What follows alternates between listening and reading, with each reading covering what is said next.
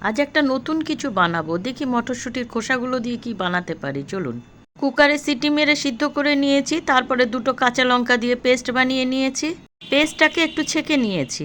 এর মধ্যে টুকরো করে কিছু ফুলকপি দিয়েছি, পেঁয়াজ দিয়েছি, নুন দিয়েছি, শুকনো লঙ্কার গুঁড়ো, হলুদ আর একটা ডিম আর একটু তেল।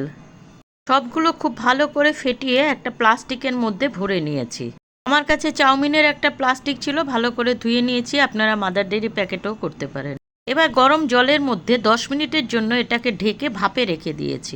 এবার কড়াইতে তেল গরম করে টুকরো করে কাটা কিছু শুকনো লঙ্কা, জিরে ফোড়ন দিলাম বেশ কিছুটা পেঁয়াজ, সামান্য নুন। প্লাস্টিকে যেটা ভাপিয়ে নিয়েছিলাম সেই সবজিটা দিয়ে দিয়েছি হলুদ, ধনের গুঁড়ো, জিরের গুঁড়ো, কাশ্মীরি রেড চিলি পাউডার, সামান্য চিনি।